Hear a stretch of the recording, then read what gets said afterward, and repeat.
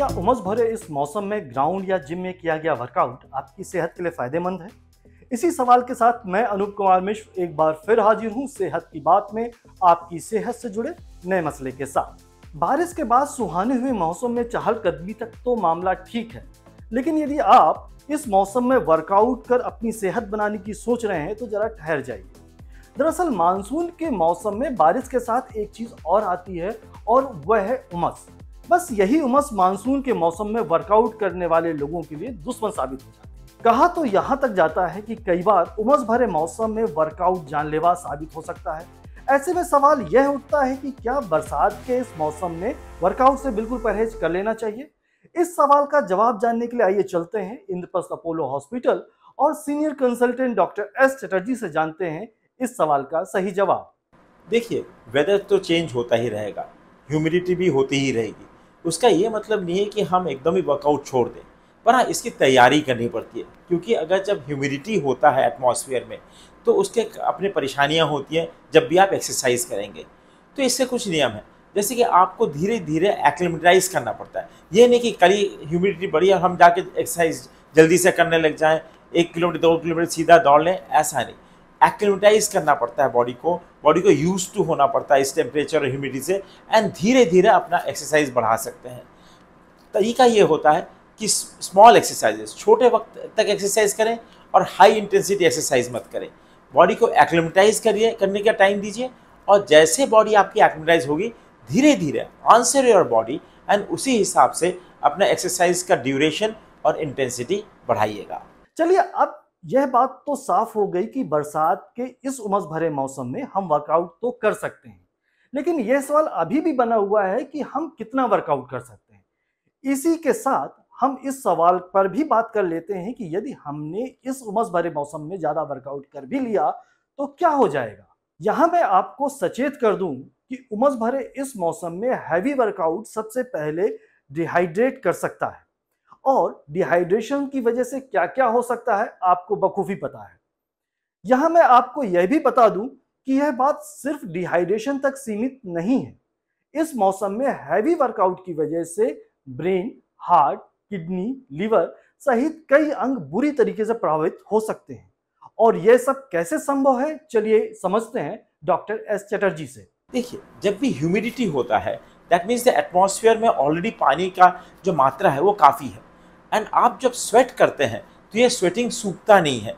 असल में बॉडी का जो तरीका होता है अपने आप को कूल करने का, वो इवेपोरेशन ऑफ स्वेट होता है। It's just not sweating, it is actually आपका स्वेट जब इवेपोरेट होता है या सूखता है उससे बॉडी को ठंडक पहुंचती है। पर सिंस ह्यूमिडिटी जब ज़्यादा होती है तो आपका ये स्वेट इवेपोरेट नहीं कर पाता है। ये इसलिए इंटरनल बॉडी कोर टेम्परेचर जिसको हम लोग बोलते हैं, तो बॉडी का अंदरूनी जो टेम्परेचर है वो बढ़ता जाता है। और अगर अंदर का टेम्परेचर बढ़ता गया आपके बॉडी का तो ये डिफरेंट ऑर्गन्स को अफेक्ट कर सकती हैं। ये हार्ट को अफेक्ट कर सकती हैं, ब्रेन को अफेक्ट कर सकती हैं, किडनी को अफेक्ट कर सकती हैं। इससे ऑर्गन डैमेज हो सकता है। पर इसी चीज़ को अगर आप एक्लिमेटाइज करके धीरे धीरे सब कुछ करें तो आपको नुकसान नहीं होगा। चलिए, यह तो साफ हो गया कि वर्कआउट के बीच में अपने ऑर्गन्स को सुरक्षित रखना है तो बॉडी को हाइड्रेट करना होगा। अब यहाँ पर समझने की बात यह है कि बॉडी को हाइड्रेट करने का भी कोई सही तरीका है। बॉडी हाइड्रेट करने के दौरान हमें कौन सी बातों का ध्यान रखना चाहिए? क्या गलत तरीके से बॉडी हाइड्रेशन हमें नुकसान भी पहुंचा सकता है? देखिए, हाइड्रेशन कैसा है, जब सबसे रनर्स जो जिम जाते हैं, एक्सरसाइज करते हैं, उनका ये होता है हमेशा आंसर योर बॉडी। आपके बॉडी को जैसी ज़रूरत है कि थर्स्ट हो रहा है उसी हिसाब से अपने आप को हाइड्रेट करें। जैसे आप एक्सरसाइज के लिए जा रहे हैं तो उसके वर्कआउट के पहले, during the workout and after workout आपको अपने बॉडी को हाइड्रेट करना चाहिए। और कभी अगर आप लंबा वर्कआउट कर रहे हैं which is more than 30 minutes, then बीच बीच में कभी कभी आपको ये स्पोर्ट्स ड्रिंक्स भी लेना चाहिए, क्योंकि जब आप स्वेट करते हैं तो it's just not fluid loss, उसके साथ साथ इलेक्ट्रोलाइट्स जैसे कि सोडियम, पोटेशियम, इसका भी नुकसान होता है। तो अगर आप थोड़ी इलेक्ट्रोलाइट भरे ड्रिंक्स लेंगे तो ये बॉडी में बैलेंस मेंटेन करने की कोशिश करेगी। यहाँ हम बात उनकी भी कर लेते हैं जो बॉडी डिहाइड्रेशन के नाम पे रोजाना सुबह 1-2 लीटर पानी गटक लेते हैं और फिर पूरे दिन पानी से तौबा किए रखते हैं। चलिए, अब इन तमाम सवालों का सही जवाब जानने के लिए रुख करते हैं डॉक्टर एस चटर्जी का। देखिए 1 से 2 लीटर आपने आगे सुबह सुबह पी लिया, वो आपको पूरे दिन आपको हाइड्रेट नहीं रख सकती, क्योंकि बॉडी का वाटर लॉस होगा ही होगा। तो आपको इंटरमिटेंटली आपको वाटर पीते जाना है या आपको इलेक्ट्रोलाइट ड्रिंक्स लेते जाना है, जिससे कि आप अपने बॉडी को हाइड्रेट रख पाएँ।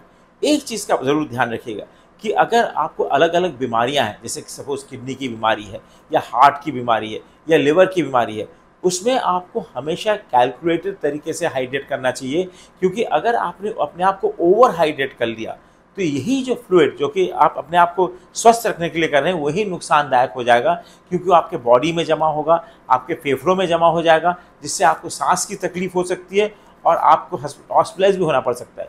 इसलिए जब भी आपको कोई अंडरलाइंग बीमारियां हो, अपने डॉक्टर से ज़रूर डिस्कस करिए कि कितना फ्लूइड आपके लिए अलाउड है, उसी हिसाब से अपने आप को आप हाइड्रेट करिएगा। चलिए अब डॉक्टर चटर्जी से यह भी समझने की कोशिश करते हैं कि हमें पूरे दिन में कितना पानी पीना चाहिए। क्या सभी मौसम में बॉडी डिहाइड्रेशन का तरीका एक ही है या फिर मौसम के अनुसार हमें अपना तरीका बदलते रहना चाहिए?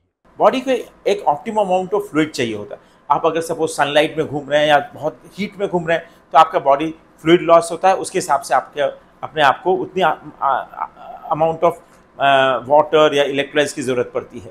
सपोज आप एकदम ठंडे वेदर में बैठे हैं तो उसमें कम अमाउंट ऑफ फ्लूइड चाहिए होता है बॉडी को, क्योंकि आपका बॉडी उतना हीट लॉस नहीं कर रहा है। सो इट इज़ बेसिकली ऐसा नहीं कि कोई कैलकुलेशन है सीधा कि आप इतना फ्लूइड लें तो आप हाइड्रेट हो जाएंगे, उतना फ्लूइड लें तो hydrate. Depending on the environmental conditions, आपका बॉडी वेट, आपका हेल्थ कंडीशन, उस पर सब डिपेंड करता है कि अपना हाइड्रेशन कैसा होगा।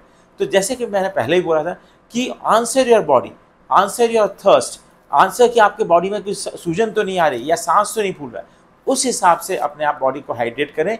एंड ज़रूर अगर आपको कोई अंडरलाइंग बीमारियां हैं तो अपने फिजिशियन या कार्डियोलॉजिस्ट या गायनेकोलॉजिस्ट उनसे सबसे डिस्कस करके ही अपने आप को हाइड्रेट करिए।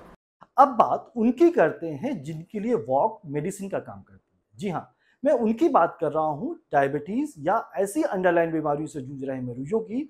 इन मरीजों के लिए मौसम कोई भी हो, वॉक तो बहुत जरूरी है। ऐसे में समझते हैं कि इन मरीजों को किस तरीके से अपना ख्याल रखना चाहिए। जितने भी मरीज हैं जिनको कि डायबिटीज़ है, हार्ट का प्रॉब्लम है, किडनी का प्रॉब्लम है या लिवर का प्रॉब्लम है, इनको ऑब्वियसली थोड़ा और संभल के रहना पड़ता है। ये नहीं कि एक्सरसाइज बंद कर दो, exercise at an optimum time, जब आपका टेम्परेचर कम हो, ह्यूमिडिटी कम है एटमॉस्फेयर में, उस हिसाब से टाइमिंग को चूज़ करिए, उस हिसाब से अमाउंट ऑफ एक्सरसाइज को चूज़ करिए कि small amount, small intensity exercises, lesser duration, इसको धीरे धीरे आप बिल्डअप करिए। बॉडी आपका ज़रूर over a period of time acclimatize करेगा या बॉडी को इसकी आदत पड़ेगी, जिससे कि वो इस टेम्परेचर और ह्यूमिडिटी को साथ कोप अप कर पाएगी।